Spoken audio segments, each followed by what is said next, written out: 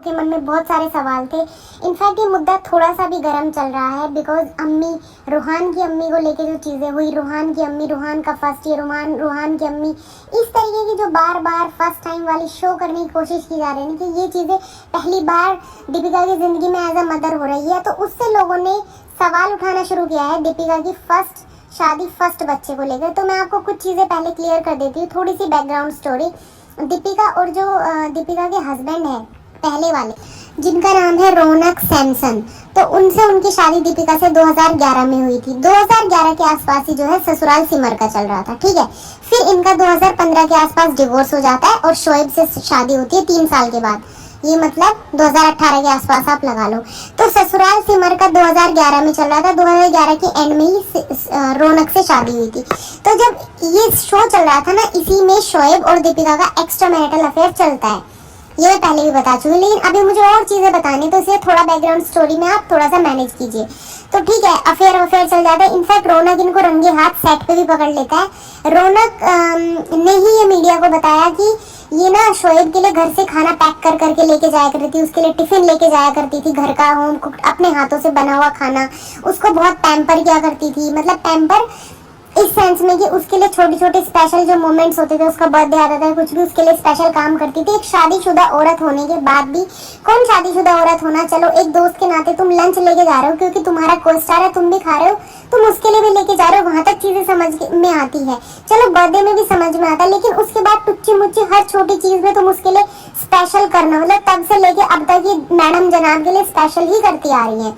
Okay, ये चीज़ें notice में आई जाएंगी, वो उनके हस्बैंड है तो उन्होंने ये चीज़ें नोटिस की, और ये मुझे नई नई चीज़ें कुछ पता चली, इसीलिए मैं आपको बता रही हूँ। तो नोटिस में आती है, वो हस्बैंड क्वेश्चन करता है, सवाल उठाता है चीज़ों का, धीरे धीरे दोनों में लड़ाइयाँ होनी शुरू होती है, ये है वो है, काफ़ी टॉक्सिसिटी रिलेशनशिप में बढ़ जाती है। दीपिका का इधर अफेयर इतना ज़्यादा चल ही रहा होता है कि पूरे इनके सेट पर भी खबर फैल जाती है कि दीपिका एंड जनाब एंड डीपी आर इन मतलब रिलेशनशिप। तो हस्बैंड को पता चलता है, तो obviously he files for the divorce. Divorce file होने के बाद अब मैं से बच्चा इंक्लूड करती हूँ। अगर बच्चा इंक्लूडेड है और अगर एक औरत एक्स्ट्रा मैरिटल अफेयर रख रही है, अपने हस्बैंड को चीट कर रही है, तो बच्चा ज्यादा चांसेस है if father is financially more stable या फादर को दिया जाता है, ऐसा कुछ होते हैं रूल्स। और अगर बच्चा एक प्रॉपर एज पार कर चुका है, लाइक 5 साल से ऊपर है या 3 साल से ऊपर, तब। लेकिन अगर चलो ठीक है, तो थोड़ी लो की बातें होगी, मैं आपको बताना नहीं चाहती। उसके बाद क्या होता है ना कि ये भी एक रीजन था कि दीपिका इंटरेस्टेड नहीं थी अपनी शादी में, क्योंकि एक तो थोड़ी सी मेटलिस्टिक है दीपिका। ये अब पता लग रहा है कि यस, दीपिका इज एक्चुअली मेटलिस्टिक। मतलब मेटलिस्टिक का मतलब होता है जिसे ये जो सांसारिक भोग करने वाली वस्तुएं होती है ना, शुद्ध हिंदी में बोलूं, जैसे अच्छी महंगी ज्वेलरी, अच्छे कपड़े, luxury life, luxury perfume and all that, जो होता है ना ब्रांडेड चीजें, उनसे जो प्यार करता है, उनका जो मोह रखता है, इस तरीके से दीपिका को होता है। तो उसके जो हस्बैंड थे, दोनों ही कैबिन क्रू मेंबर्स होते हैं, पायलट, फ्लाइट अटेंडेंट, इस तरीके का इनका काम होता है। Before coming to Sasural Simar का, ससुराल सिमर का में आने से पहले दीपिका का ये काम था। वहीं पे रौनक से मिलते, वहीं इनकी लव मैरिज होती है, और वो क्रिश्चियन होता है रौनक सैमसन जो है, और दीपिका कक्कड़ जो है पंजाबी है। तो पहली शादी भी नहीं निभी, वहां भी चीट कर दे, क्योंकि वो फाइनेंशियली इतने वो नहीं थे।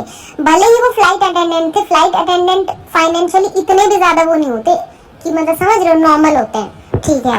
डिपेंड करता है कि आप डोमेस्टिक फ्लाइट कर रहे हो, इंटरनेशनल, उस पर भी आपका financial status and salary depend करती है। तो अफेयर शुरू हो जाता है। शोएब से जो है वो अपना कन्वर्ट कर लेते हैं इस्लाम में, फैजा बन के शादी कर लेती है। अब सवाल उठता है बच्ची का। तो बच्ची का सवाल का मैं बताती हूँ कैसे कंफर्मेशन है। देखो, जब दीपिका एज फ्लाइट अटेंडेंट काम कर रही होती है, तो वो 2 साल का ब्रेक लेती है। 2 साल का ब्रेक लेती है ये बोल के कि मैं एक मैटरनिटी लीव ले रही हूँ। जी हाँ, मैटरनिटी लीव 2 साल की। और जो ये फ्लाइट अटेंडेंट्स होती है, इनको कुछ समय की, मतलब जैसे नॉर्मली 6 महीने की मैटरनिटी लीव मिलती है ना, 6 महीने की मैटरनिटी लीव मिलती है ना, मतलब आफ्टर डिलीवरी, और डिलीवरी से पहले तक आप रेगुलर ऑफिस में आ सकते हो। लेकिन ऑब्वियसली जब आप एक फ्लाइट अटेंडेंट होते हो, आपको फ्लाइट में ट्रैवल करना पड़ता है, तब तो आप फर्स्ट मंथ से ही फ्लाइट में आना जाना बहुत रिस्की होता है बेबी के लिए। तो पूरे 9 महीने का वो, उसके अलावा एक्स्ट्रा 6 महीने का, मतलब 1.5 साल का, लेकिन वो एक्सटेंडेड मान के चले तो 2 साल का जो है एयरलाइंस वाले मैटरनिटी लीव देते हैं। तो वो 2 साल का मैटरनिटी लीव लेती है, और ये न्यूज करी है, आज तक ने कंफर्म करी है। आज तक का एक आर्टिकल छपा हुआ था, और आज तक जैसे चैनल का नाम मैं हवा में नहीं ले सकती, तो आज तक ने एक चैनल ने न्यूज़ कंफर्म करी थी। मेरे को स्क्रीनशॉट्स नहीं मिल रहे हैं, मैं बट देखती हूँ तो मैं अटैच कर पाऊंगी तो मैं अटैच कर देती हूँ इसमें।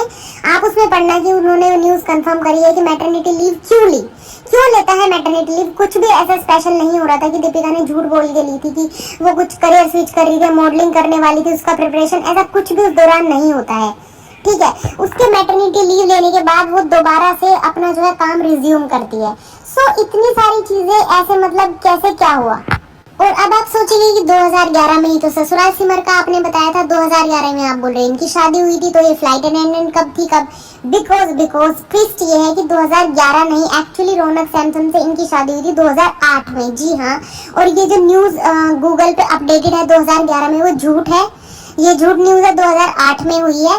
और ये कैसे पता चलता है कि शोएब इब्राहिम की एक रिश्तेदार है दूर की जो खाला लगती है, उनके बेटे ने और उन्होंने ये चीज गांव में औरतों को बताई अपने ही किसी एक सेरेमनी की, हाँ बहू की तो पहले भी शादी हो रखी थी और इसकी एक बेटी भी थी। ऐसे ही हवा में इतनी बड़ी चीज बेटी भी थी, देन मैटरनिटी लीव लेना, देन कभी भी उस पर कोई एक्सप्लेनेशन ना देना, इतनी अफवाहें उड़ी, सब कुछ उड़ी, सारी बातें हुई, उस पर कभी भी कोई एक्सप्लेनेशन नहीं देना, किसी भी मतलब क्लोज कांटेक्ट ना रखना, हर रिश्तेदार से दूर रहना, सारी पार्टी से दूर रहना, सारे जो होते हैं इंडस्ट्री वालों से दूर रहना, किसी भी फ्रेंड से बात ना करना, अपनी बहन से रिश्ता तोड़ देना, माँ बाप से दूर रहना, ये सारे के सारे चीजें दीपिका को शक के घेरे में लेकर आती है। इनफैक्ट दीपिका के हस्बैंड की एक पिक भी बहुत ज्यादा वायरल हुई थी जिसमें कि एक बच्ची दिखाई जा रही है, जो बच्ची मतलब बताते हैं कि दीपिका की ही बेटी है, बहुत छोटी है उसमें वो। इतनी सारी चीजें आप मुझे बताइए कि हम यहाँ पे किसी भी इंसान पे अगर हम 4 बातें सुन लेते हैं हवे में तो हम उसमें बिलीव कर लेते हैं, लेकिन यहाँ पे इतनी सारी चीजें कहीं ना कहीं एक तरीके से ठोस सबूत है, आज तक जैसी वेबसाइट एंड इवन की एयरलाइंस में भी ये चीजें चेक ही करी गई है कि उन्होंने मैटरनिटी लीव लिया था। आप बताइए मुझे क्या ये चीजें गलत है? इसीलिए दीपिका इतनी ज्यादा अजीब सा बिहेव करती है बहुत। इवन कुछ लोगों ने यहाँ तक बोला है कि जिस तरीके से हाई रिस्क प्रेगनेंसी थी दीपिका की फर्स्ट, उस हिसाब से दीपिका इतनी केयरलेस इसीलिए हो सकती है क्योंकि उसका ऑलरेडी एक बच्चा था पहले से, उसे पता था प्रेगनेंसी में क्या करना है क्या नहीं करना है।